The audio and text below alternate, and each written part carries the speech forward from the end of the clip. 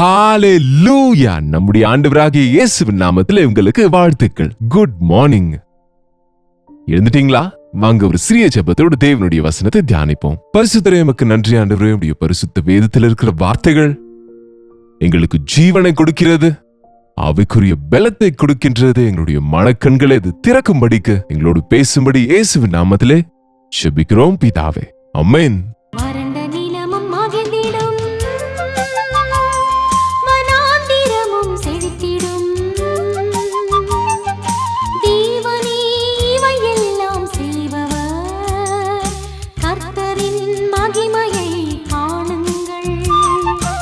தேவனுக்கு ஸ்தோத்திரம்.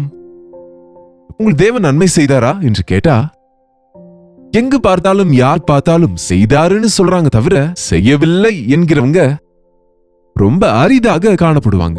ஒருவேளை யாராவது அப்படி சொன்னார்களானால் அது அவங்க தேவன் செய்த நன்மைகளை மறந்ததினாலேதான் தவிர தேவன் அவங்களுக்கு நன்மை செய்யாமல் இருந்ததால் மட்டும் கிடையவே கிடையாது.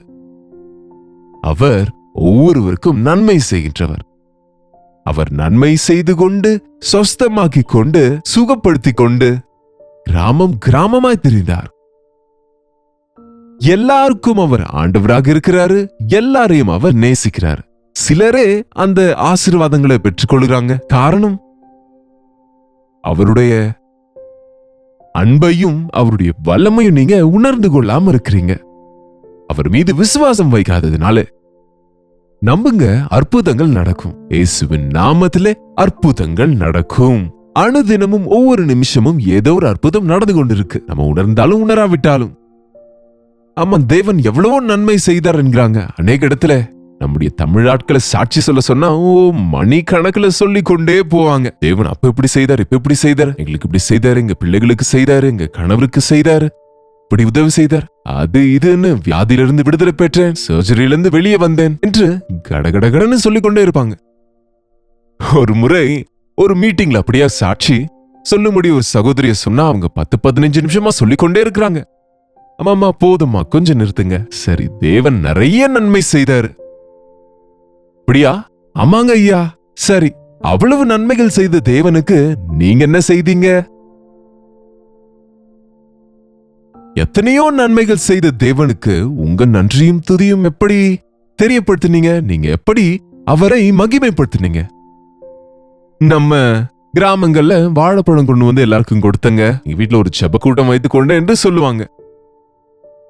ஒரு சிலர் நான் எல்லாருக்கும் நான் அன்னதானம் செய்தேன், சிலருக்கு துணிமணிகளை கொடுத்தேன், அனாதைகளுக்கு சென்று ஆகாரம் கொடுத்தேன் என்று என்னென்னமோ சொல்லுவாங்க. தவிர ஒரு சிலர் தேவனுக்கு 1000 ரூபாய் காணிக்க கொடுத்தேன், 10,000 கொடுத்தேன் என்று சொல்லுவாங்களோ தவிர,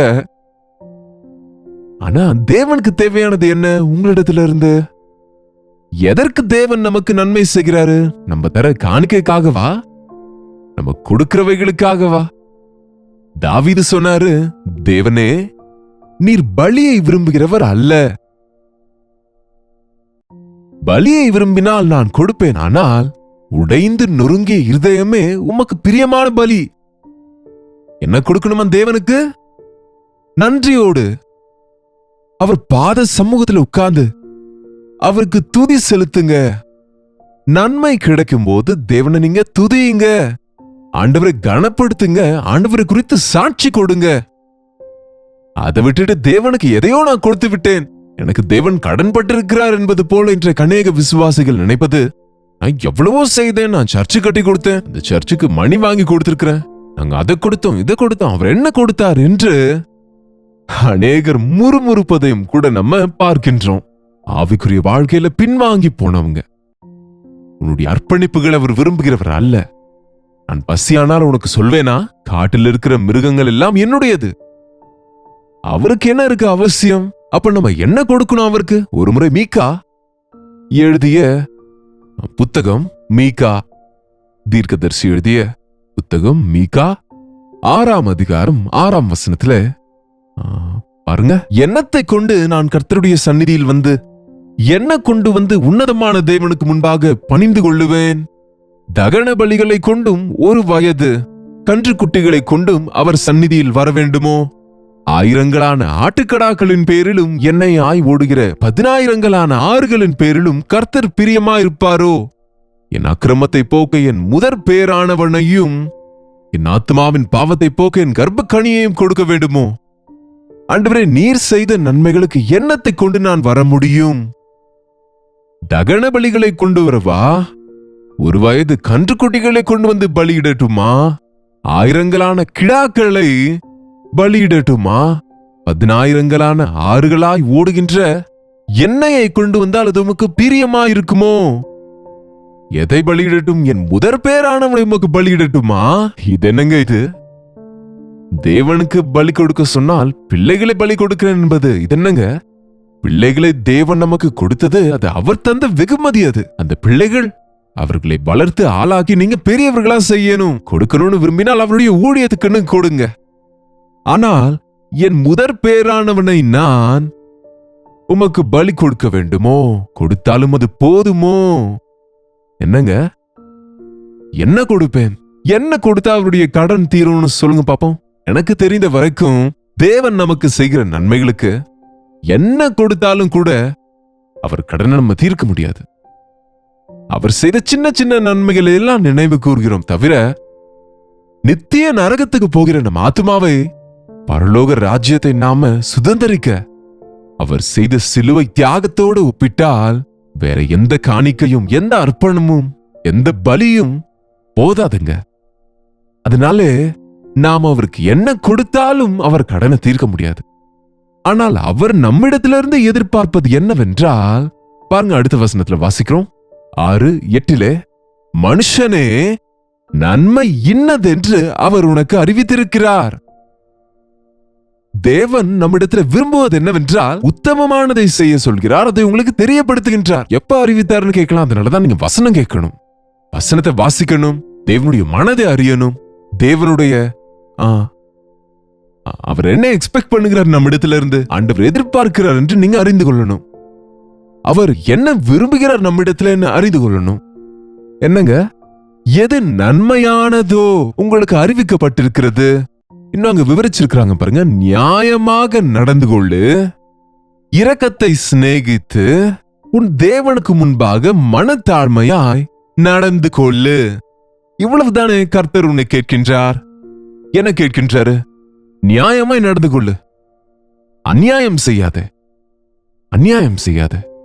நான் தேவனுக்கு அநியாயம் செய்யலையே, என் மனைவியை விட்டுட்டேன் அவ்வளவுதான் என்கிறீங்களா? என்னங்க, மனைவிக்கு அநியாயம் செய்தாலும் அது நீங்க தேவனுக்கு அநியாயம் செய்தது போலதான். நான் யாருக்கு அநியாயம் செய்யலையே, என் வீட்டார் என்னுடைய சொந்தக்காரங்க, என்னுடைய குடும்பத்தார் தானே என்று அநேகர் இன்றைக்கு நினைக்கின்றோம். அவங்களுக்கு நான் ஒன்னும் அநியாயம் செய்யலையே, எனக்கு தோன்றியதை கொடுத்தேன் என்று சமாளிக்கின்ற விவாகரத்துக்கு முயற்சிக்கிற கணவன் மனைவிமார்களே, நீங்க பிரிந்து போவது என்பது ஒருவருக்கொருவர் அநியாயம் செய்கிறீங்க. இள வயதிலே கைவிடப்பட்ட மனைவி நிமித்தம் கர்த்தர் சாட்சியாக இருக்கின்றார். நீ தேவனோடு சரியா இருக்கும்போது உன்னுடைய அயலானோடு நீ சரியா இருக்கணும், வீட்டாரோடு நீ சரியா இருக்கணும். தேவன் விரும்பத்தக்கது, தேவனின் பாராட்டுக்குரியது நீ நியாயமா நடந்து கொள்ள. யாராவது உனக்கு அநியாயம் செய்தால் அதுதானே இப்ப பிரச்சனை. அவங்க எனக்கு அநியாயம் செய்ததால நான் செய்தேன், நான் என்ன முதல்ல செய்தனா என்பாங்க அநேகர். ஆமாங்க, இது அநியாயக்காரர் இருக்கிற உலகம், அநியாயத்தினால நிறைந்திருக்கிற பிரபஞ்சம். எங்க பார்த்தாலும் அநியாயம் தான் நடக்குது. நீங்களும் அநியாயம் செய்தால் உங்களுக்கும் அவங்களுக்கும் என்னங்க வித்தியாசம்? ஆண்டவர் ஏற்றுக்கொண்டேன்னு சொல்லிக்கொண்டோம். யார் அநியாயம் செய்தாலும் நம்ம அவங்களுக்கு நியாயம் தான் செய்யணும். தீமையை தீமையால அல்ல, தீமையை நன்மையால வெல்ல சொன்னார் ஆண்டவர். நியாயமா நடந்து கொள்ளு. உன்னுடைய பட்சத்துல தேவனுடைய நியாயம், உங்க நியாயம் இல்ல, உங்க சொந்த நியாயம் இல்ல. தேவனுடைய பார்வையில் எது நியாயமானதோ அதை நீங்க கொண்டு வாழ வேண்டும். நியாயமாக நடந்து கொள்ளு. இரக்கத்தை நீ சிநேகிக்க வேண்டும். ஒவ்வொன்றுக்கும் நீ எகிரி குதிக்காதே, அவசரப்படாதே, கோபத்தினாலே நிறைந்து போகாதே, பகையை தீர்த்து கொள்ளாதே, விரோதத்தை வைத்துக் கொள்ளாதே. அடிக்க அடி வேண்டாம். இரக்கம், மனம் இறங்கு, இரக்கமுடையவனாய் நடந்து கொள்ளு. தேவன் உனக்கு இறங்க வேண்டும் என்று விரும்புகிற இல்லையா? நீயும் கூட மற்றவங்களுக்கு இரக்கம் பாராட்டு. தகுதி அற்றவர்களுக்கு நன்மை செய்வது இரக்கம் செய்வது. உங்களுக்கு தீங்கு செய்தவர்களையும் நேசிப்பது இரக்கம் செய்வது. நீங்க தண்டிக்க வேண்டியவர்களை மன்னிப்பது இரக்கம் செய்வது. தேவன் நமக்கு இரக்கம் செய்கிறதுனால நம்ம எத்தனை பாவங்கள் செய்தாலும் இன்னமும் தேவ கோபாக்கினை நம் மீது வரல. அவருடைய சாயல்ல அவருடைய ரூபத்தில் செய்யப்பட்டு அவர் ரத்தத்தாலே மீட்கப்பட்ட நாம அவரை போல இருக்க வேண்டும் என்று உன் பரலோக தகப்பன் இரக்கமுள்ளவராய் இருக்கிறபடி நீங்களும் இரக்கமுள்ளவர்களாய் இருங்கள் என்று தேவனுடைய வசனம் சொல்கிறது. இரக்கமுடையவனாய் இரக்கத்தை சிநேகித்து தாழ்மையுள்ள மனதை கொண்டு உன் தேவனுக்கு முன்பாக நடந்து கொள்ளு. தாழ்மையுள்ள மனதுள்ளவனாய் தேவனுக்கு முன்பு நடந்து கொள்ளு. எப்பொழுதுமே தாழ்மையுள்ள மனதை கொண்டிருக்கணும். இந்த உலகம் அகங்காரத்தாலே நிறைந்திருக்கிறது, கர்வமுள்ளவர்களால் நிறைந்திருக்கு. அநேகர் இன்றைக்கு கொஞ்சம் தேவன் உயர்த்தினால், ஆசீர்வதித்தால் எல்லா விஷயங்களிலும் விருத்தி அடையும் போது கர்வப்பட்டு விடுகிறாங்க. ஜாதி பெருமை, மத பெருமை, அழகின் பெருமை, பலத்தின் பெருமை, பணத்தின் பெருமை, எத்தனை பெருமை இன்றைக்கு மனிதனை பிடித்து ஆட்கொள்ளுகிறது. தேவன் நம்மை ஆசீர்வதிக்கும் போது எல்லாவற்றிலும் நம்ம விருத்தி அடைந்து கனி கொடுப்போம். நாம அது நிமித்தம் பெருமை பாராட்டக்கூடாது, இன்னும் அதிகமா தாழ்த்தி கொள்ளணும். அதிக தாழ்மையுள்ளவர்களாய் அப்படிப்பட்ட மனதோட நடந்து கொள்ளணும். எவ்வளவு உயர்த்தப்பட்டாலும் அவ்வளவு தாழ்த்தி கொள்ளணும். அகங்கார மனது சாத்தானுக்கு சம்பந்தமானது. பெருமையுள்ளவர்களை அவர் தூரத்திலிருந்து பார்க்கிறார். மனத்தாழ்மையோடு அவருக்கு முன்பு நடந்து கொள்ளு. இவ்வளவுதானே கர்த்தர் உன்னை கேட்கிறார். இவ்வளவுதானங்க தேவன் நம்ம கேட்கிறாரு. நான் சாந்தமும் மனத்தாழ்மையுமா இருக்கிறேன், என்னிடத்தில் வந்து என் நுகத்தை எடுத்துக்கொண்டு கற்றுக்கொள்ளு என்கின்றார். நாம மனத்தாழ்மை உள்ளவர்களா இருக்க வேண்டும் என்றால், இரக்கம் உள்ளவர்களா இருக்க வேண்டும் என்றால், நியாயமா நடக்க வேண்டும் என்றால், நமக்கு முன்பு எடுத்துக்காட்டா இருந்த ஆண்டவருடைய பாதையில் நம்ம நடக்க வேண்டும் என்றால், நம்முடைய சொந்த வழியை அல்ல, அவருடைய நுகத்தை நம்மீது வைத்துக் கொண்டு நம்முடைய பக்கத்தில் ஆண்டவர் நடந்தா, அவரோடு கூட நம்ம நடந்தா, அவரை போல இந்த உலகத்துல நம்ம வாழ முடியும். அப்படிப்பட்ட வாழ்க்கையை தேவன் நமக்கு கொடுப்பாராக. ஜெபிப்போம். பரிசுத்த அன்புள்ள தகப்பனே, இன்னொரு முறை இந்த நேரத்தில் எங்களை சந்தியும் ஆண்டவரே. எத்தனையோ நன்மைகளை எங்களுக்கு செய்தீர் என்பது நாங்கள் உணர்கிறோம் ஐயா, துதிக்கிறோம் ஐயா. அதோடு கூட நிறுத்தி விடுகிறோம் அப்பா. நீர் செய்த நன்மைகளில் எதையுமே மறவாமல்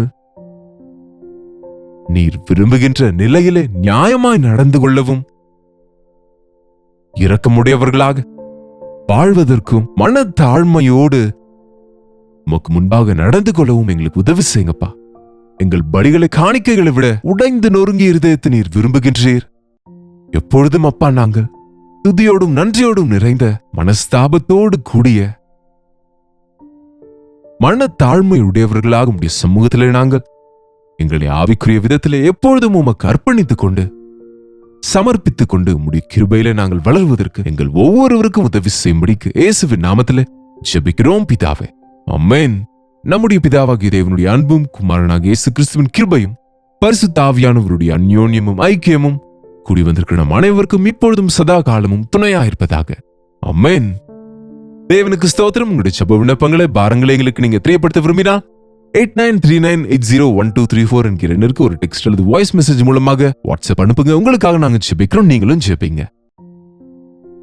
கர்த்தருக்கு சித்தமானால் நாளைக்கு இதே அனுதின தியான நிகழ்ச்சியில கர்த்தருடைய வார்த்தையோடு உங்களை மீண்டும் சந்திக்கிறேன். அந்த கர்த்தருடைய கிருபை உங்களுக்கு துணையாக இருப்பதாக.